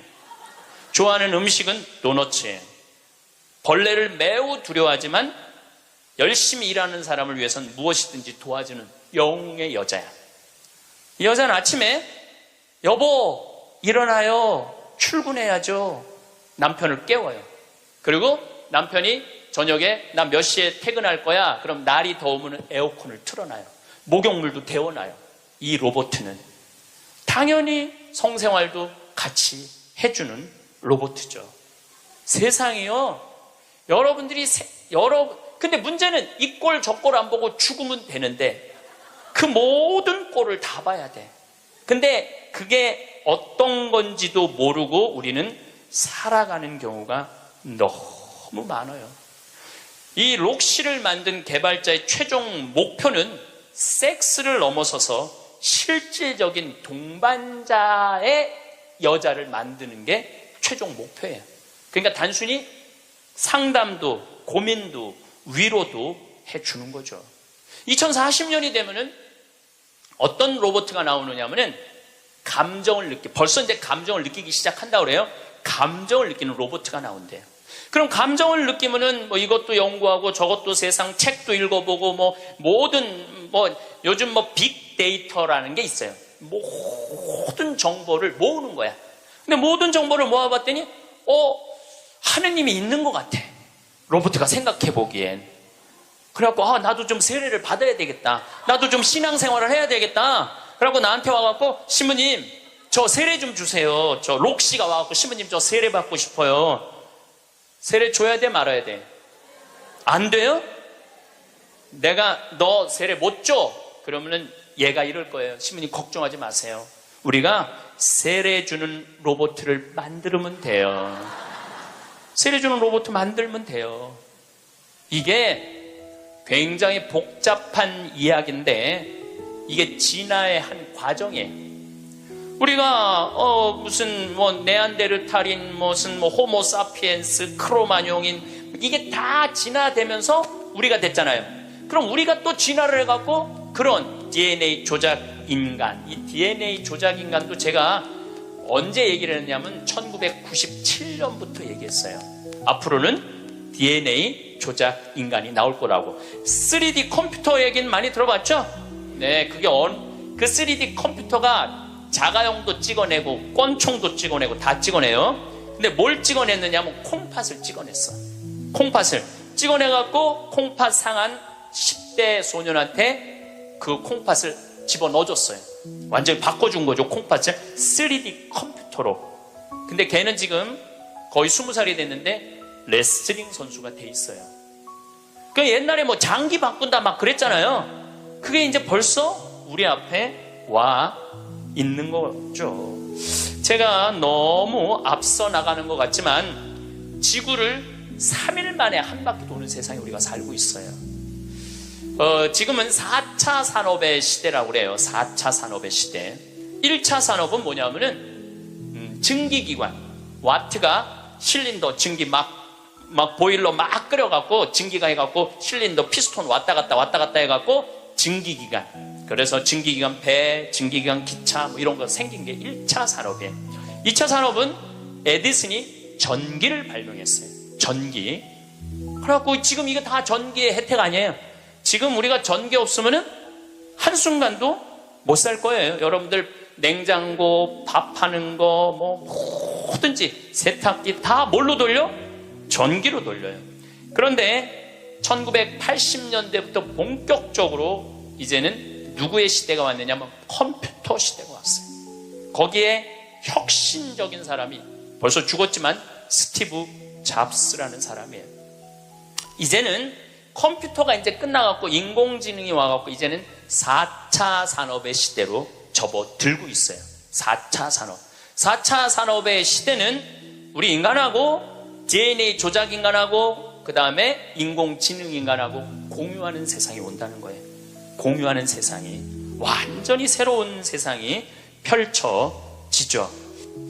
그 며칠 전에 우리 동창 신부 25주년이라 미사 같이 봉헌을 했어요. 내가 너무너무 사랑하는 동창 신부라 분당에 가갖고 근데 또 뭐 같은 신부님이 와갖고 얘기를 하는데 자기가 오스트리아 대사가 자기를 초청해갖고 오스트리아를 갔는데 아주 시골을 갔대요.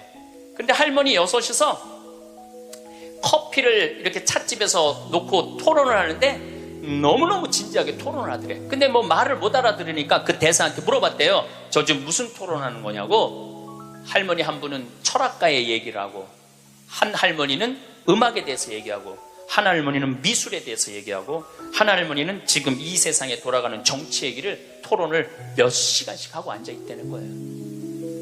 근데 그거는 저는 뭐 유럽을 다닐 때도 그렇고 미국을 다닐 때도 그렇게 할머니 할아버지들이 토론하는 모습을 많이 봐요. 또 자식 손자들한테도 그 깊은 얘기를 해줘요. 근데 대한민국의 할머니들을 이렇게 가만히 생각해 보면은 그렇게 토론을 할 수 있는 할머니들이 얼마나 있을까? 이거 물어보고 싶어요. 이제 그냥 밥 먹고 살고 밥 먹고 사는 세상은 지났어요. 이제 여러분들은 텔레비에서 말하는 인문학은 그 젊은 사람들 게 아니고 배운 사람들 게 아니야. 바로 여기 계신 여러분들 거예요. 그래서 인문학 강의. 근데 사실 여기 오신 분들은 아무 문제가 없어. 강의 들으러 여기 왔잖아요. 이 긴 시간. 뭔가 듣는 여러분들은 정신이 깨죠. 정신이 깨요. 근데 듣지도 않고 변화에 대해서 들여다보지 않는 분들은 참 답답한 거예요. 그 시대는 변하는데 나만 안 변해. 그 시대는 변하는데 나만 안 변하는 사람들을 내가 이번에 미국 가서 보고 왔어요. 미국에 가보니까 70년대 이민 간 분들은 70년대 한국만 생각해. 80년대 이민 간 분들은 80년대 한국만 생각해. IMF 때 쫄딱 망했을 때 이민 간 분들은 그때만 생각을 해. IMF 우리가 탈출한 지가 얼만데. 그러니까 70년대 이민 간 분들 얘기를 들어보면은 폰이 미국으로 수출했거든요. 그러면 미국의 길에 서 있는 건 다 폰이라는 거야. 그거 무슨 깡통 찌그러뜨려갖고 포니를 만들어갖고 수출을 했다고 그래요. 그러니까 자기는 한국차 안 산다는 거예요. 근데 포니 만든 지가 언젠데 아직 포니 얘기를 해. 한국에 포니도 없는데. 그리고 내가 우리나라 차들을 타보면은요, 벤츠, BMW 부럽지 않아요. 정말로 차 잘 만들어요. 그런데 70년대 생각만 하는 거예요. 들여다볼 기회가 없으니까. 한국에 30년 동안 안 와봤으니까 그때 얘기만 하는 거예요. 또 이번에 시카고 강의를 갔는데 시카고는 눈이 많이 온대요. 근데 이 시카고는 눈이 오면은 눈 떨어지기 전에 제설차가 기다리고 있다가 눈이 떨어지면 다 친대. 내가 강원도 산다니까 강원도는 제설차가 2대밖에 없지만은 우리는 눈 떨어지기 전에 다 친다는 거예요. 그분은 80년대 이민 간 분이에요. 제가 강원도 평창에서 살잖아요. 평창도 요즘 눈 떨어지기 전에 제설차 기다리고 있다가 떨어지기 전에 다 쳐요. 염화칼슘 뿌리고. 제가 12월 달에 매일 강의 나오잖아요. 거기 눈 많이 와요. 그러면은 새벽에 보면 다 눈 치는 소리가 들려요. 그러면은 운전하고 나오는 거예요. 그러니까 모르는 거지. 들여다보질 않았으니까. 그리고 자기가 옳다고 고집 주장을 피는 거죠. 근데 가만히 내가 미국에 이민 가신 분들을 보니까 이분들은 미국 책도 안 읽고 한국 책도 안 읽더라고. 근데 미국에 이민 간 분들이 대개 경력을 보면 서울대 졸업한 분들 많아요. 영어 할 줄 알아야지 가잖아요. 그런데도 변화에 적응하지 않으니까 못 견디더라고요. 사람은요, 끝도 없이 공부를 해야 돼요. 제가 미국에 가서 이 얘기를 꼭 해요. 우리나라는 버스를 타고 가다가 앞에 데모를 해. 그럼 버스에 뭐라고 떠요? 목적지까지 제 시간에 못 갈 것 같다. 여기 내려가고 지하철 몇 호선 여기 있으니까 타고 가면은 될 것 같다. 그런 자막이 떠. 그리고 내가 오는 내 차 기다리는 차가 그거 전부 다 뜨죠? 예. 미국은 상상도 못하는 일이에요. 미국은 나라가 커갖고 그렇게 할 수가 없어. 우리나라처럼 이 IT 기술이 잘 돼 있는 나라는 세계에서도 없어요. 다니면 얼마나 답답한지 몰라요. 다른 나라 다녀보면은. 저는 지금 총 60개 나라를 다녔고 미국을 벌써 10번도 더 왔다 갔다 하고 전 세계를 돌아다녀 보잖아요. 전 세계를 돌아다녀 보면 한국처럼 시스템이 잘 돼 있는 데가 없어요. 한국처럼. 요즘 이제 동계올림픽 한다고 영동고속도로, 고속도로를 다시 깔았거든요. 제가 오늘도 이렇게 나오면서 이거는 고속도로가 아니야. 비단길이야. 얼마나 곱게 깔아놨는지 비단길이에요.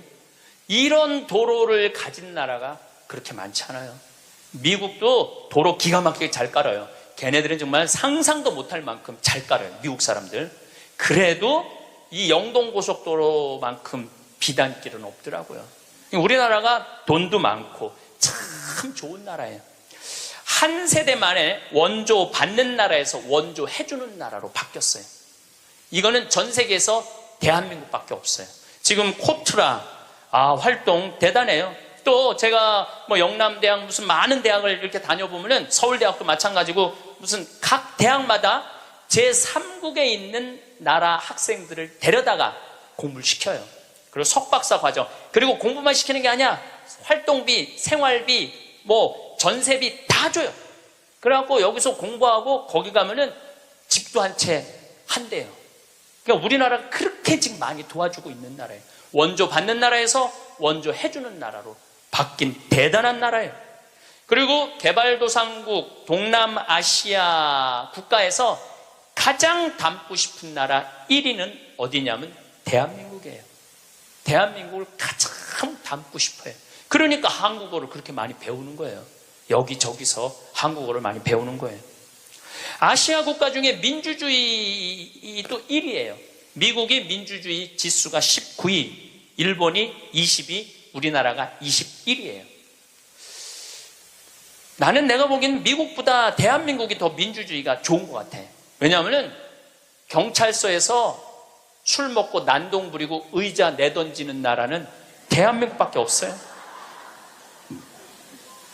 공무원들도 마찬가지예요. 뭐 공무원들 부패 지수가 높다고 그러지만은 그 높은 사람들이고, 요즘 젊은 공무원들, 그 어려운 시험 봐서 통과한 공무원들은요, 오늘도 우리 이 직원이 무슨 우리 이제 생태마을 물건 허가 때문에 읍에 들어갔다 왔는데 그렇게 친절하게 설명을 해주고 도와주더라는 거예요. 근데 미국이나 뭐 유럽이나 가보면요, 공무원들이요 얼마나 고압적인데요. 기다리라고 그러면 일주일도 기다려야 되고 2주일도 기다려야 돼. 참 좋은 나라에서 살고 있는 거예요, 여러분들. 세계에서 최단 기간 IMF를 극복한 나라는 우리나라밖에 없어. 3년 8개월 만에. 이것도 금 모은 나라. 대단하지 않아요? 한글의 기적, 문맹률이 1.7%밖에 안 돼요.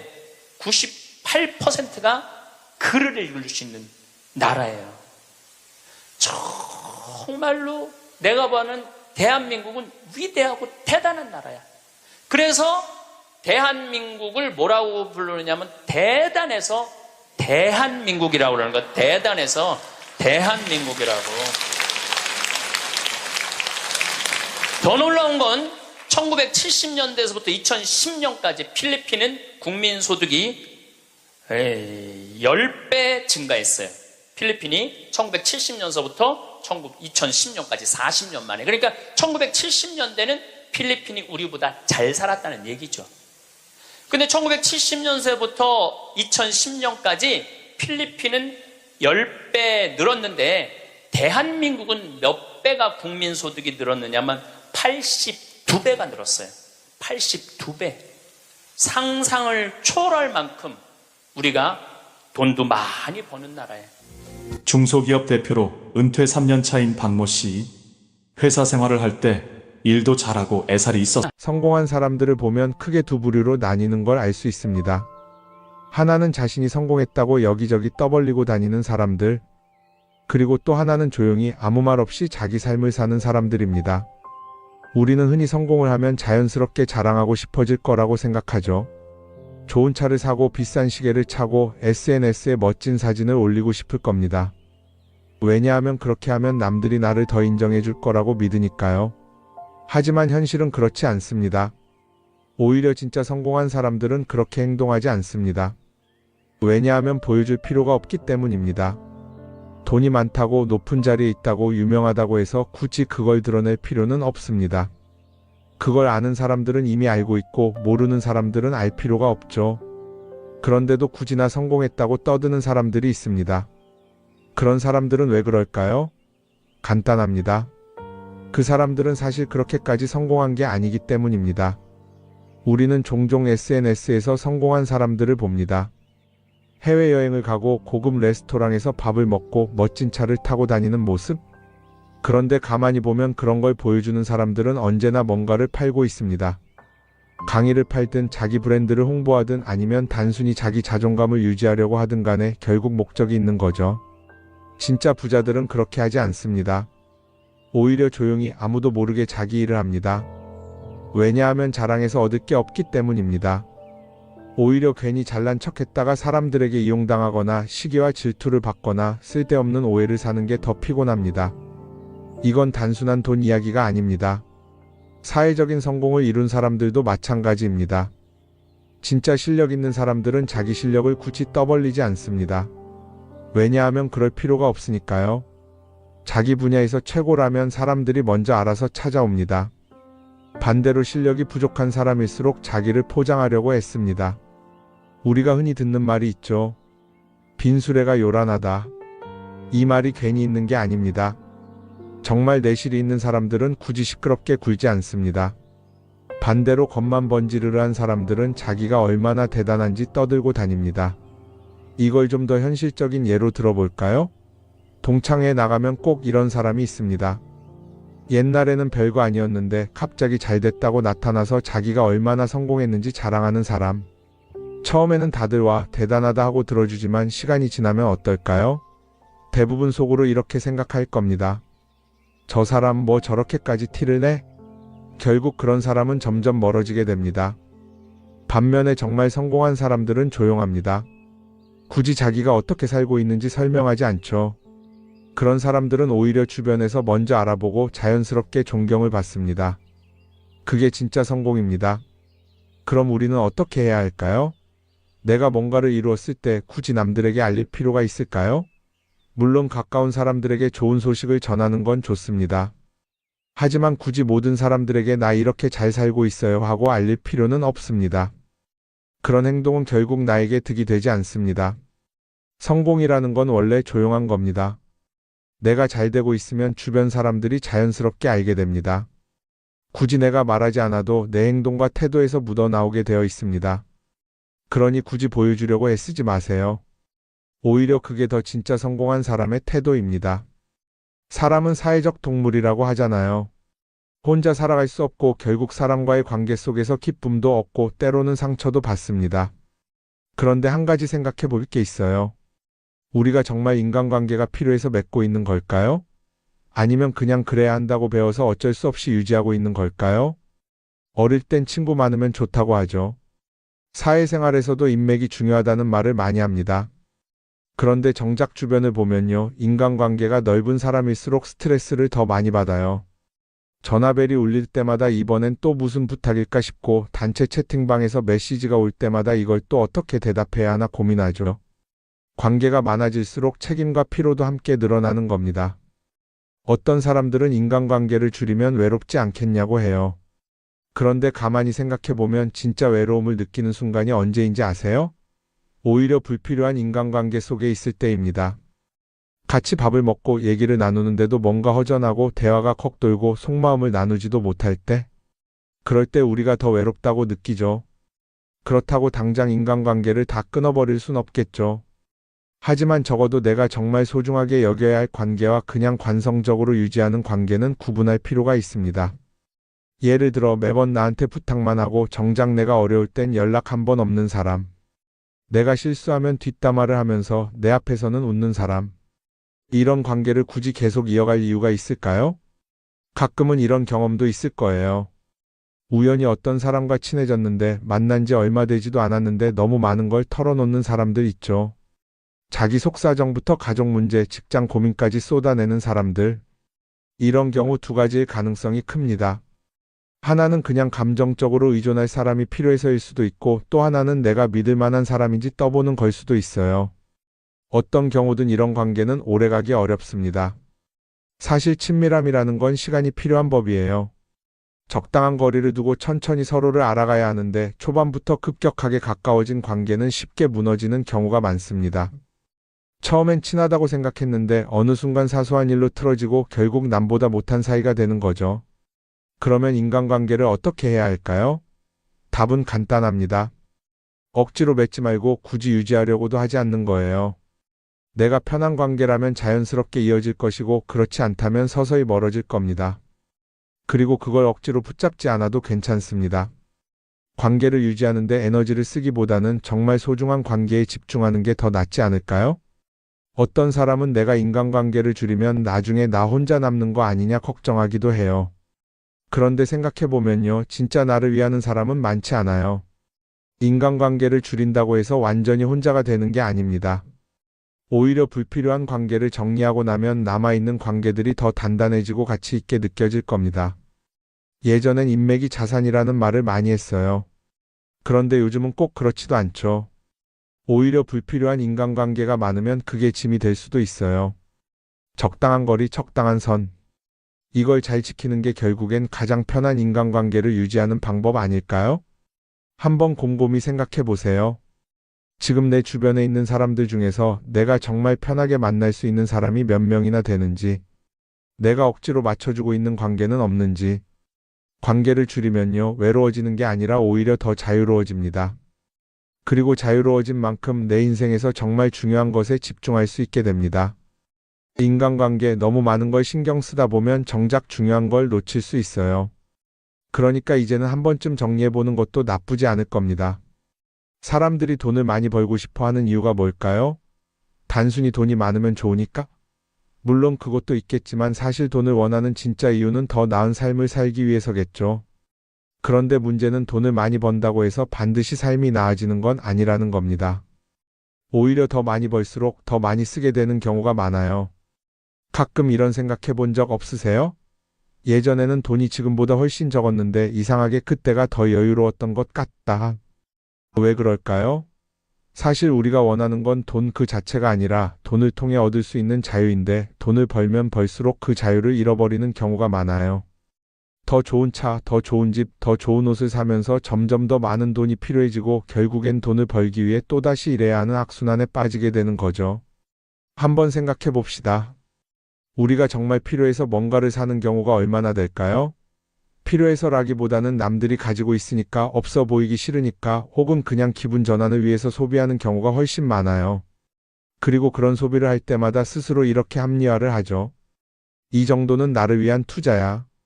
그런데 가만히 보면 그 소비가 진짜 나를 위한 소비인지 아니면 그냥 사회가 만든 기준에 끌려가고 있는 건지 헷갈릴 때가 많습니다.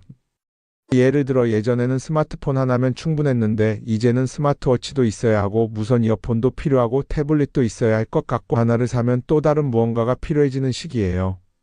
사실 이건 우리가 그렇게 만들어진 겁니다. 광고도 그렇고 SNS도 그렇고 자꾸 우리에게 이렇게 말하죠. 이걸 사야 더 행복해질 수 있어요. 그런데 정작 그걸 사고 나면 어때요? 처음 며칠은 좋죠. 그런데 시간이 지나면 또 다른 걸 사고 싶어져요. 왜냐하면 물건이 우리를 오래 행복하게 만들어주지는 않거든요. 특히 요즘은 SNS가 이런 소비 심리를 더 부추기는 것 같아요. 예전에는 친구들끼리 만나서 나 새로 샀어 하고 자랑하는 게 전부였는데 이제는 SNS에 올리면서 전 세계 사람들에게 보여주잖아요. 그러다 보니까 남들도 다 뭔가를 사서 올리고 나도 따라해야 할 것 같은 기분이 드는 거예요. 그런데 중요한 건 그 사람들도 사실은 나와 똑같은 기분이라는 겁니다.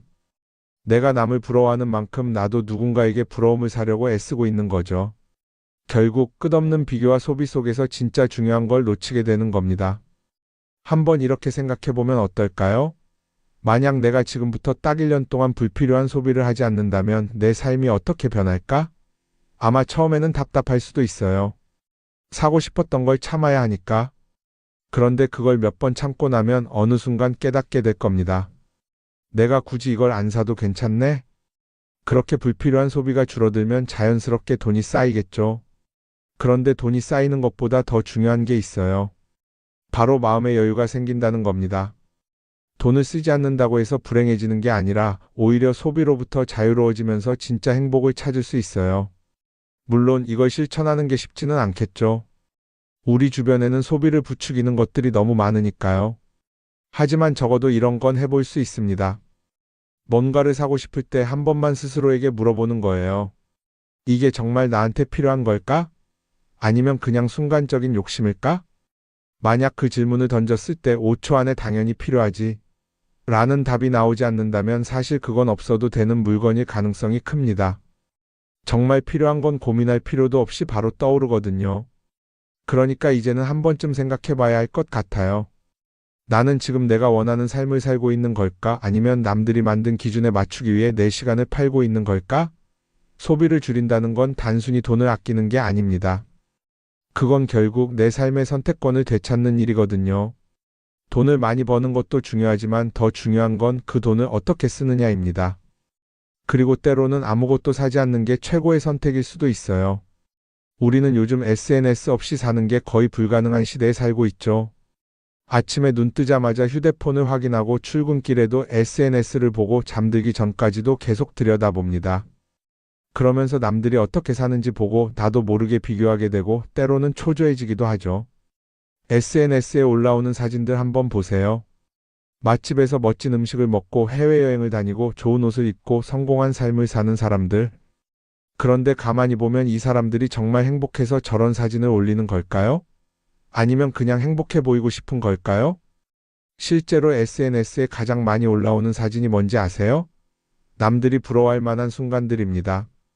집에서 편하게 쉬고 있는 모습이나 출근길에 지친 얼굴, 어제 먹다 남은 배달 음식 사진 같은 건 잘 안 올리죠. 대신 멋진 레스토랑, 명품 가방, 고급 호텔 같은 것들이 올라옵니다. 왜 그럴까요? 결국 SNS는 보여주기 위한 공간이기 때문입니다. 여기서 중요한 게 있어요. 우리가 SNS에서 보는 건 그 사람의 삶 전체가 아니라 편집된 일부 장면이라는 겁니다. SNS는 마치 한 편의 다큐멘터리나 영화처럼 잘 꾸며진 장면들만 보여줍니다. 그런데도 우리는 그걸 보면서 아, 저 사람은 나보다 더 행복하구나 하고 착각하죠. 예를 들어 SNS에서 한 친구가 해외여행을 가서 아름다운 풍경을 찍어 올렸다고 해볼게요. 우리는 그걸 보면서 부럽다, 나도 저렇게 살고 싶다라고 생각하겠죠. 그런데 정작 그 친구는 사진을 찍고 나서도 일 때문에 스트레스를 받고 있을 수도 있고 여행 비용을 감당하느라 카드가 걱정을 하고 있을 수도 있습니다. 그 부분은 우리는 알 수가 없죠. 그런데 문제는 이렇게 남들과 비교하는 습관이 쌓이면 결국 내 삶이 초라하게 느껴진다는 겁니다. 원래는 그냥 조용히 살아도 괜찮았는데 SNS를 보고 나면 나만 뒤처지는 것 같고 뭔가를 더 해야 할 것 같고 괜히 불안해지죠. SNS는 기본적으로 사람들의 비교 심리를 자극합니다. 남들이 가진 걸 나도 갖고 싶게 만들고 남들이 하는 걸 나도 해야 할 것 같은 기분이 들게 만들죠. 그러다 보니 필요하지도 않은 걸 사게 되고 무리해서라도 화려한 곳에 가게 되고 남들에게 보여주기 위해 사는 삶을 살게 됩니다. 그럼 어떻게 해야 할까요? 사실 정답은 간단합니다. SNS에서 보이는 것들을 곧이곧대로 믿지 않는 것입니다. 그리고 더 중요한 건 남과 비교하는 걸 멈추는 것이에요. 어떤 사람이 비싼 차를 타고 다닌다고 해서 그 사람이 꼭 행복한 건 아닙니다. 좋은 차를 타고 다니지만 밤마다 사업 걱정에 잠 못 이루는 사람도 많아요. 반대로 대중교통을 이용하지만 마음 편하게 사는 사람도 있죠. 결국 행복은 보이는 것이 아니라 느끼는 것입니다. SNS를 덜 보면 덜 불행해진다는 연구 결과도 있어요. 하루 종일 남의 삶을 보면서 비교하는 시간을 줄이면 내 삶에 집중할 수 있는 시간이 많아지는 겁니다. SNS를 완전히 끊을 필요는 없지만 최소한 그 안에 있는 것들이 전부 진짜라고 생각하지 않는 태도는 필요합니다. 우리는 누구나 자신만의 속도로 살아가고 있어요. 남들은 남들대로 사는 거고 나는 나대로 살면 됩니다. SNS에서 남들의 화려한 모습을 볼 때마다 한 번쯤 이렇게 생각해 보세요. 이건 그 사람이 보여주고 싶은 삶일 뿐이다. 그러면 조금은 편해질 겁니다. 사람들은 다들 자기 인생을 살아간다고 생각하죠. 그런데 가만 보면 정말 자기 인생을 사는 사람이 얼마나 될까요? 많은 사람들이 사실은 남이 만들어 놓은 기준에 맞춰서 살고 있어요. 좋은 대학, 좋은 직장, 좋은 차, 좋은 집. 다들 이런 걸 목표로 삼지만 정작 내가 원하는 삶이 뭔지 깊이 생각해 본 적이 없는 경우가 많아요. 이건 어릴 때부터 교육받아온 방식과도 관련이 있어요. 우리는 어릴 때부터 이렇게 살아야 한다는 틀 안에서 자라죠. 공부 열심히 해서 좋은 성적을 받아야 하고 좋은 직장을 가져야 하고 결혼도 적당한 때에 해야 하고 마치 인생이 정해진 수순이라도 있는 것처럼요. 그러다 보니 나 스스로 정말 원하는 걸 고민하기보다는 그냥 남들이 정해놓은 목표를 따라가게 돼요. 그런데 이렇게 남의 기준에 맞춰서 살다 보면 어느 순간 공허함을 느끼게 됩니다. 이게 정말 내가 원했던 삶인가? 하는 의문이 들 때가 오죠. 어릴 땐 성적이 목표였고 사회에 나와서는 연봉이 목표였고 결혼하고 나서는 아이 교육이 목표였는데 그 목표를 이루고 나면 허무한 거예요. 계속 뭔가를 이루긴 했는데 정작 나는 어디에 있는지 모르겠는 거죠. 진짜 중요한 건 내가 원하는 게 뭔지를 아는 것이에요. 그런데 이게 쉽지 않죠. 오랫동안 남의 기준대로 살아왔기 때문에 막상 내가 정말 원하는 게 뭐지? 하고 물어보면 선뜻 대답하기 어려운 경우가 많아요. 하지만 이 질문을 하지 않으면 우리는 평생 남이 정한 기준 속에서 살게 됩니다. 그럼 어떻게 해야 할까요? 첫 번째로 필요한 건 내가 왜 이런 생각을 하게 됐는지 스스로 점검하는 거예요. 예를 들어 내가 비싼 차를 사고 싶다고 생각한다면 그게 정말 내 필요 때문인지 아니면 남들에게 잘 보이기 위해서인지 한번 따져봐야 해요. 만약 남들이 나를 어떻게 볼까 하는 게 더 중요하다면 그건 내 기준이 아니라 사회가 만들어 놓은 기준일 가능성이 큽니다. 두 번째는 다른 사람의 의견에 휘둘리지 않는 연습을 하는 거예요. 우리는 살아가면서 끊임없이 남들의 평가를 받죠. 그 나이에 그런 걸 시작한다고? 지금 그게 가능하겠어? 이런 말들이 우리를 흔들어 놓습니다. 그런데 그런 말에 신경 쓰다 보면 결국 아무것도 하지 못하게 돼요. 중요한 건 남들이 뭐라고 하든 내가 결정하는 거예요.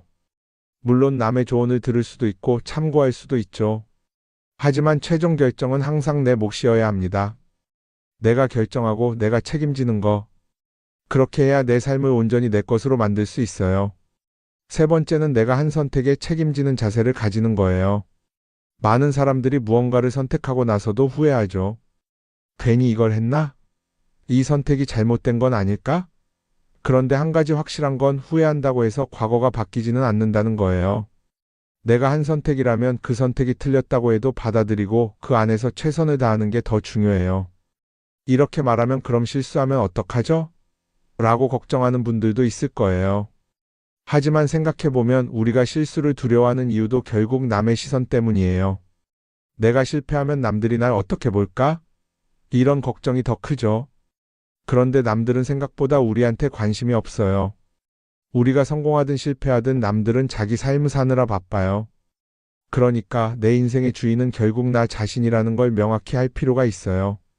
내 선택을 하고 그 선택에 책임지면서 남이 아니라 나에게 맞는 길을 찾는 것.